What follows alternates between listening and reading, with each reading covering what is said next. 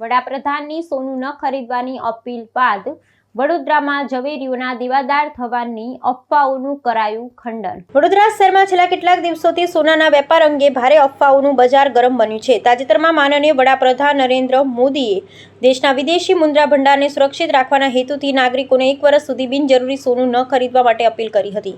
આ નિવેદન બાદ સામાજિક માધ્યમો અને સ્થાનિક વર્તુળોમાં એવી ખોટી અફવાઓ ફેલાઈ છે કે વડોદરાના સોના ચાંદીના વેપારોના ધંધા રોજગાર પર તેની માઠી અસર પડી છે અને વેપારીઓ ભારે દેવાના ડુંગર હેઠળ દબાઈ ગયા છે.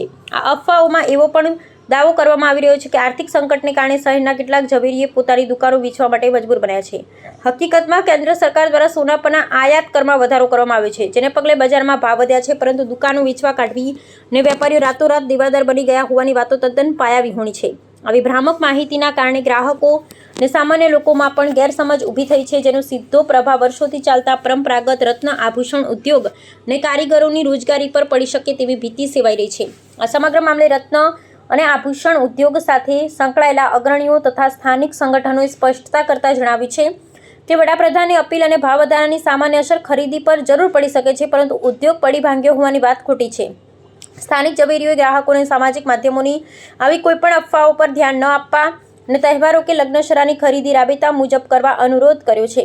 આગામી સમયમાં સોના ચાંદીના વેપારીઓના રાષ્ટ્રીય અને સ્થાનિક મહામંડળ દ્વારા સરકાર સમક્ષ આ અપીલ પર પુનર્વિચાર કરવા અને ઉદ્યોગના રક્ષણ અને હકારાત્મક ઉકેલ લાવવા રજૂઆત કરવાની પણ તૈયારીઓ દર્શાવવામાં આવી છે. 1 વર્ષ સુધી સોનાની ખરીદી પર રોક કરવી જોઈએ. તો એ સંદર્ભની અંદર માનનીય પ્રધાનમંત્રીનું કહેવું એટલું હતું કે જે આપણું ફોરેક્સ રિઝર્વ ગોલ્ડ પાછળ ખર્ચે રહ્યું છે, જેમાં નિયંત્રણ આવે, તો એ જે આહવાન હતું એ એવા લોકો માટે હતું કે જે લોકો ઇન્વેસ્ટમેન્ટ માટે સોનાનું બલ્ક બાઇંગ કરી રહ્યા છે અને એના પાછળ ઇન્વેસ્ટરો ઓછા જાય એના માટે 10% ડ્યુટી પણ નાખી છે. છેલ્લા 2 વર્ષથી સોના ચાંદીના ભાવમાં અત્યંત વધારો થઈ રહ્યો છે, જેના લીધે ગ્રાહકોની ખરીદ શક્તિ ઘટેલી જ છે, પરંતુ ઇન્વેસ્ટરો જે બાઇંગ કરે છે જેના લીધે, અને એ લગડીનું બાઇંગ હોય છે, તો મોદી સાહેબનો સૌથી મહત્વનો મુદ્દો એ હતો કે લગડીનું જે બાઇંગ છે એ ઓછું થાય. તો અને બીજી વસ્તુ એવી છે કે ભારતની જનતા અને એમાં પણ ગુજરાતી એ ભવિષ્યનો વિચાર કરીને ચાલવાવાળી જનતા છે. ગુજરાતીની ત્યાં છોકરો કે છોકરી પેદા થાય ને એ દિવસથી એના લગ્ન ને એની આગળ શું કાર્યક્રમ થશે એના માટે લાગતી દરેક વસ્તુની એ ટુકડે ટુકડે તૈયારી કરતો હોય છે. હાલ કેટલા ટાઈમથી અમે જોઈએ છે કે ભાવ વધ્યા પછી જે લોકો નવું સોનું ખરીદી શકવાની તાકાત નથી ધરાવતા, પણ એમને જે ભૂતકાળમાં પ્લાનિંગ કરેલું છે 1 ગ્રામ 2 ગ્રામ 5 ગ્રામ 10 ગ્રામ સોનું લઈને, એ સોનામાંથી એમના પુત્ર કે પુત્રી માટે લગ્ન નિમિત્તે કે ગમે તે પ્રસંગ નિમિત્તે દાગીના ઘડાવે છે. એવું જરૂરી નથી કે જ્વેલર્સની દુકાનમાં આવે એટલે નવા જ દાગીના ખરીદે છે.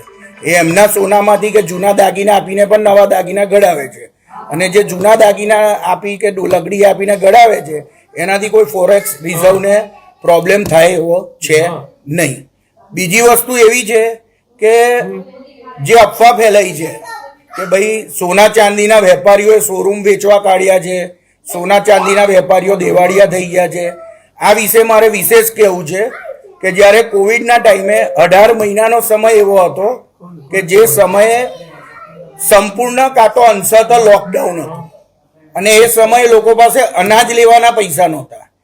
એ સમયે મોદી સાહેબના કીધા વગર સ્વયંભૂ લોકોની તાકાત નહોતી કે સોનું કે ચાંદી ખરીદી શકે.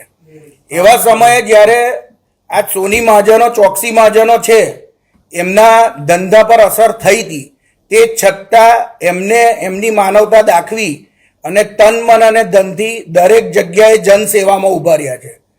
અને દરેક જગ્યાએ જ્યાં જ્યાં જે વસ્તુની જરૂરિયાત હતી ત્યાં ગાડી આ સોની મહાજનોએ મદદ કરેલી છે.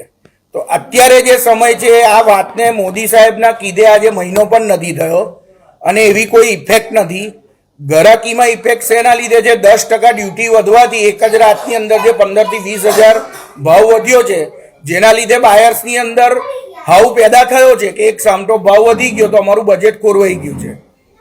એટલે કોઈ ચોકસી મહાજનને એવી તકલીફ નથી કે 1 વર્ષ સુધી જો ઇન્વેસ્ટરો ના આવે તો એમને શોરૂમ વેચવા પડે કે દિવાળિયા થઈ જાય. અમારે જનતાને ખાલી એટલું જ જણાવવું છે કે નરેન્દ્ર મોદી સાહેબનું જે કહેવું છે એ સત્ય વચન છે, પણ એમનું કહેવાનો ભાવાર્થ એટલો જ છે કે તમારી પાસે જે એક્સ્ટ્રા પૈસા છે અને જે તમારી જરૂરિયાત કરતાં વધારાના છે એને તમે ગોલ્ડમાં જો ઇન્વેસ્ટમેન્ટ કરતા હોય તો એની પર 1 વર્ષ સુધી કંટ્રોલ રાખો અને એની જગ્યાએ તમારા પ્રસંગપાત કે એના માટે જે જરૂરિયાત દાગીના છે એ જ ખરીદો. અને જૂના જે તમારા દાગીના છે કે લગડી છે એમાંથી તમે બનાવો. નવું ગોલ્ડ આપણે ઇમ્પોર્ટ ના કરવું પડે એવી શક્યતાઓ ઊભી થાય, એના માટે મોદી સાહેબે આહવાન કર્યું છે. અને આજે અહીંયા આગળ અમે ચોકસી બજારના તમામ વેપારીઓ ભેગા થયા છે, તો આજે ફક્ત એટલું જ કહેવું છે કે કોઈ પણ વેપારી એવી કોઈ પરિસ્થિતિમાં નથી કે જેના લીધે એમને શોરૂમ વેચવો પડે કે દેવું થઈ ગયું હોય. હા, અમારા બજારમાં સોના ચાંદીના બજારની અંદર સોના ચાંદીના ધંધા જોડે સંકળાયેલ કોઈ પણ વ્યક્તિ મિનિમમ કેટલા એના ઘર ખર્ચ અને એના નિભાવ જેટલા ખર્ચના રૂપિયા કમાઈને જાય એવો આ એમજી રોડ ને ગેન્ડીગેટ રોડ છે, જે વડોદરા શહેરનું નાક છે. અને આજે પણ વડોદરા શહેરના વિવિધ વિસ્તારમાં હજારો શોરૂમ ખુલવા છતાં દરેક વિસ્તારમાંથી પબ્લિક ખરીદી કરવા માટે એમજી રોડ ગેન્ડીગેટ રોડ ઉપર આવી રહી છે. એટલે એવી કોઈ માહિતી તમારી પાસે હોય જે અફવા ફેલાવવામાં આવી છે કે નવું શોરૂમ વેચવાના છે, બરાબર છે, તો એ માહિતી અમારી સુધી પહોંચાડો અને આ ખોટી જે અફવા ફેલાઈ છે એની સામે કાયદેસરના પગલાં લેવામાં આવે એવી અમારી વિનંતી છે.